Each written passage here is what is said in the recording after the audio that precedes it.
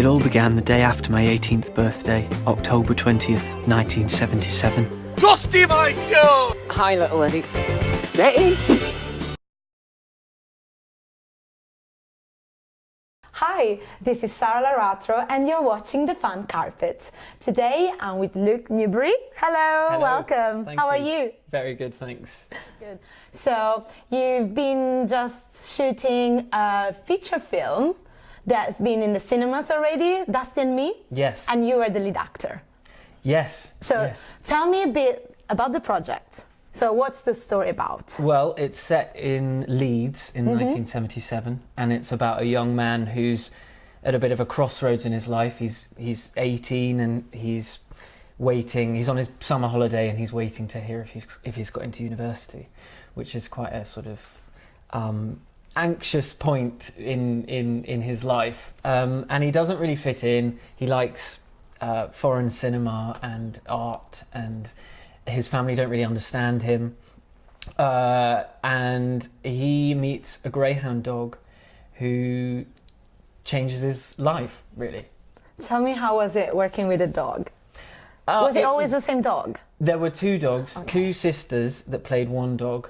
One was more for running, one wanted to run, and one really didn't. So the other one did all the close-ups, and the other one did all the long shots, and they were really, really sweet. And they had their people looking after them the whole time, and then we obviously spent a lot of time with them. I spent some time, about a week before the shoot, I think, working with, like, walking the dogs, so that they got used to me, and so I could try and build a sort of relationship with them, because the whole film was sort of it hangs on our connection, or Derek's connection to the dog. And yeah, they were amazing, and they were treated as actors really from day one, so it was really important that they were on the call sheet, so they had a number like we did, and a dressing room, I think. So they were always like called to set, and that was the rule. Like, they're going to be actors and treated as actors. Nice. Yeah. And talking about actors, can you tell us who was with you on set? The other actors. Yes. So a brilliant cast of actors. I loved working with them. Genevieve Gaunt played Chrissy, who's the girl of my dreams, of Dusty's dreams. She was fantastic, and we had loads of scenes together, and a great rapport. And we had a real laugh filming it, making it. And Iain, Hart and Lesley Sharp played my parents, who are two of my favourite actors. I mean, they're just fantastic. And Ben Batt played my brother. Yeah. And where were you shooting? In Leeds? We were in York for a lot of the shoot. Goole. Lots of sort of various locations around that area. A chip shop, and there's a lot of scenes where I'm walking the dog. So it's kind of industrial Leeds scenes, really. And then there was a lot of studios. So they built a whole Dusty's house was a set. Designed by Ben Smith, and it was incredible. It was like being in the 70s. Every last detail of the set was, you didn't have to imagine anything. It was, the wallpaper, the attention to detail was really amazing. And tell me about the costumes. Like, did you enjoy wearing something different? Yeah, I did actually. And there were so many. Dusty had so many costumes, so I was permanently changing my costume. Flares. And really cool jumpers with jackets. Something that you would take with you, like, if you... Yeah, actually, maybe, yeah. I think I would. And they were like almost heels as well, which was quite difficult when you're trying to walk a dog on very unstable footwear. That was quite a challenge. The film is out now, so what's the audience reaction? Really positive, I think. I think people have said they come out smiling, and at the premiere, everyone was really... thrilled, and everyone felt very happy afterwards. I think it is a really heartwarming film to make you smile, and we've had some really great comments about it, and it's available on Amazon Prime, Virgin Movies, Sky Store, iTunes and other platforms. You were saying that your friends are watching it as a Sunday afternoon movie. Yeah. I've had lots of texts from people saying it was our Sunday evening watch, and they really enjoyed it, so that was great. And which challenge did you have on stage as an actor? Like the best moments, worst moments? Best one? Oh gosh. Forgetting a line is never easy. So probably if I've dried, that would be my worst moment. I don't know if I could pinpoint a particular. But even like working on location, outdoor, if you have any, like, oh, the weather is horrible, like we have to shoot today. Things like that. Yeah. Cold weather is tricky, especially if it's a complicated makeup setup. I think like when I did a zombie drama called In the Flesh, I had to have contact lenses, and that when you're sort of standing on a windy hill in the winter with trying to get lenses in and stuff, that's quite a challenge. And the moment you had more fun, like, it was a really fun moment for you, I guess, working with the animals or like with the other actors, like you had a big laugh. Yeah. That you're I want every day to be like this. Yeah. Me and Genevieve generally had a laugh on this film, like all the time. Good. Most of this shoot, probably.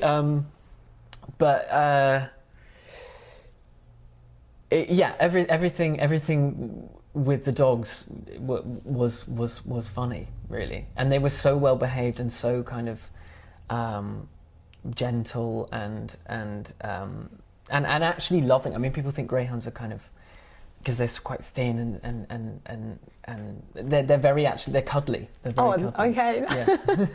And is this your first movie as a lead actor, or you did some? Tell me more about your. It background. is, yeah. My first lead in a film, which was really exciting and challenging, because you're up very early and you're in sort of all day, but I really relished the chance to really work on a script, and I loved the script, and Betsan Evans, the director, I loved working with on it as well, and we did quite a bit of prep beforehand, so that when it came to the shoot we could just kind of do it, because there was going to be a lot of things to think about on set, like the dogs, and it was great because it allowed us to improvise a little bit with the dogs, because we never knew what they were going to do and how they were going to respond to things. So we could they could grab shots of us, if the dog spontaneously looked at me in a certain way or something like that, like unplanned things. So that was really cool, that we could take the script but then build on that with whatever happened on set as well. So how did you got involved in the project at the beginning? I just got the script from my agent, and then I went in to meet Betsan, the director, and the casting director, Nikki Topping, and I read a scene from the film and sort of, I think, she got me to do it in a certain way, so I sort of walked around the room being Dusty, and that kind of, and that was it, and then I got a call to say I'd got the part. Now I'm curious to know a bit more about your acting career. Like, how did you start? Where did you start? When? How? Yeah, very young. Okay. I got a part in a film called The Heart of Me, where Paul Bettany and Olivia Williams and Helena Bonham Carter, they were the main actors, and they were in a kind of love triangle in 1930s London. It was adapted from a book, a period drama set in World War II, and that was my first experience of being on a film set, and I was playing the son, and I just remember going into the studios and thinking, God, if this is something I can do as a job. Were you at school? I was at school. So you weren't studying acting and... No, I was just literally in my village school in Devon, and then I'd go up to London and go to Shepperton Studios and be on set. It was weird, it was amazing and strange, but that was my formative experience where I went, this is what I have to do. It was like there was no going back. You had an agent back then already, or was just... Yeah, okay. I did. So it kind of like you wanted to do, though? Yeah, totally, yeah. And then did you go training, or...? Yeah, I went to Bristol Old Vic Theatre School for 3 years at 18, and then graduated, and then and then worked from there. It was interesting because I didn't know obviously doing work as a child, I didn't know like how that would work, how that would translate as an actor, as an adult, even if I could do it as an adult. So I guess your parents were a lot taking care of it, and you were just going on set, right? Yeah, my mum was there with me a lot. She would chaperone me, and then left. But it gave me a good experience of being on set. I think I kind of had an understanding of what goes on. You felt you learned from the other actors as well? Totally, yeah. And they really inspired me to really pursue it, I think. And I had such a great time with them. I remember it was my first experience of seeing adults in a working environment being creative and imaginative and having fun. And I thought, oh wow, you don't like that is an option, that is a possibility that I could be an actor when I'm an adult. And what was your first ever role you got out of drama school? Do you remember? Yeah, it was a film called Quartet, directed by Dustin Hoffman, and it was set in a retirement home for opera singers. And I read the script and thought it was incredible, and it listed all the different songs that were going to be played, all the opera tracks throughout it. So I had my Spotify up, and I would, as I got to that song, play that song as I read it. And I just fell in love with it. It was amazing. I played Simon, the gardener, who gets into various kind of situations. And do you have any upcoming projects at the moment? Yeah, so I'm currently in Macbeth at the Barbican Centre until January the 18th. Nice. Yeah. I play Malcolm, who's the son of Duncan, who he's very young and inexperienced and has to basically rally an army together to try and reclaim Scotland, reclaim his country. Nice. Yeah. And when did you start rehearsals? We a long time ago. So you had long rehearsals, like? Well, we started last January, and then we played at the RSC in Stratford. Oh, okay. For a few months, and then we've transferred. So it's a second run. It's a second run. Okay. Yeah. No, we didn't rehearse for like a year. I was like, wow, that's a really long one. It must be amazing. No. And tell me a bit more about yourself. Like, do you have any other hobby or like things that interest you? Not really. Just about acting.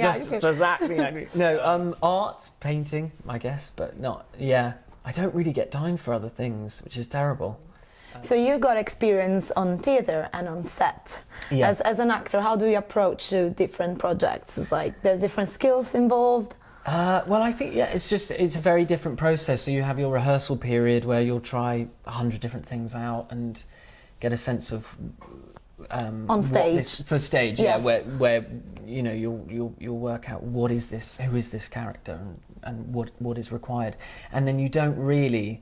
I always find I don't really know exactly what I need to do until it's in front of an audience, and there's this weird thing that I find that an audience strangely tells you what's required, but it's until there's an audience you can't really get a sense of what that is exactly. Whereas film, you never really get. Sometimes you get rehearsal, but ultimately you're straight in. You know your lines, and you just. You work it out as you go with the director, which is great, and I enjoy both actually a lot. Do you find it's more technical because you have to prepare your lines at home, then you get on set, and you have to mark your spots and lights, and it's not just go there and do your scene. It's very technical, which took me a long time to learn. Like how to hit your mark. And there's a lot of things that, you do one tiny thing wrong, and that means that sound has to go again, or like that. Yeah, it's really, all the really technical behind. Yeah. But from the acting point of view, do you think they're more stuck when you're on set because you don't, you can't just move, you go out of focus if you move too much. It's like, rather than on stage, you can give it even more, and the sound of your voice, you don't have a mic on stage. On set you do. How do you find that difference? Yeah, it's a different technique in terms of vocally. It requires a different thing, and every different theatre is really different in terms of what is vocally required, volume, or but I in some ways I quite like the structure of film as well, in that I can't move, I have to do what I can within this, and knowing if you know your shot size and you know how much movement can be involved, and there's an enjoyment as well in being restricted in that way. I find weirdly, but then a great freedom in stage where you go, I can move here. I can just walk here, and I'm going to put this glass on this table, and and you can do that because that is the show in the moment that night. For everyone watching, it's just that show. So. And do you ever improvise on set or on stage? Do you find yourself doing it a lot, or? No, not really. I don't really. On stage, it's tricky, and with Shakespeare as well. But I mean, in the movement or in the. Yeah, I like to be. I think if you're really present with the other actor, you'll both find, like, no show's ever been so. Certainly on Macbeth, it's never been the same. Really, I mean. We have the structure in place that we do, but there's always a different feeling or something, because if you're present with the other actor who's doing something, you can only respond to that really, and things that happen earlier in the play, maybe you'll hear a line differently, you'll pick up on something which can only inform the scenes later, having picked up on that, and that's exciting. That's what keeps it exciting for you as an actor, is to listen out for different things, I think. But what about on stage? You follow the arch of the story rather than on set. Like, okay, today first day we're shooting last scene of the movie. Yeah. So how do you find that? That's really difficult. You have to really know the script very, very well and plot in. I mean, if you're lucky enough to have a shooting schedule as well, you can. What I tend to try and do is go through it and find the order of shots if it's out of order, and then work you put them out, in order. Like I'd put them out of order, I think, and then write down the actual order, so that when it gets to that scene, I know exactly where I've just come from and what scene I've just been in. And do you find yourself you have to do more preparation on set? I think I do, actually, because that rehearsal period you can cover everything on stage, like you can do all the groundwork there, whereas screen, I think, in order to and being on a film set can be quite overwhelming and exciting, and so you have to, if you've done your work, then you know that you can just turn up and trust it, and then hopefully improvise a little bit and be sort of free when you're working. So if you could right now, that's how you choose the movie, you choose a director, like which kind of story would you like to work on, any specific director you would like to collaborate? Sofia Coppola, I'd love to work with. I think she's really, really, really cool, and her style is so distinctive as well. I don't know, anything about family, really. Like domestic settings. So Dusty and Me was the perfect movie exactly. for you. Yeah, I've done it. I've made it. That's it. That's it. You can retire. Yep, done. Nice. And so the genre that you like is mainly like real life based story. Yeah. Not like fiction or like horror. Or... Yeah. No. I mean, I do in some degree. And I something like Mother, for example, was a film that is a horror film, but it was also domestic and I think the genres are really blending now, like horror's having a sort of a renaissance, I guess, in that way. Oh yeah, with all the remakes of old horror films now. Yeah. Luke, was a pleasure. Thank you. Thank you for being here with us today. Pleasure, thank you. Thank you. Bye.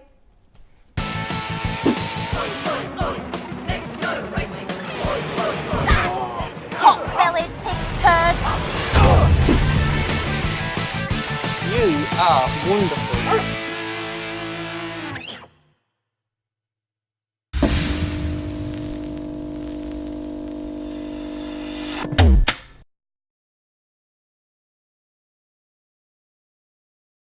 Thank you for watching The Fan Carpet. If you like this video, be sure to click that thumbs up button at the bottom of your screen. And also be sure to subscribe to the Fan Carpet YouTube channels. They're absolutely free and so much fun too.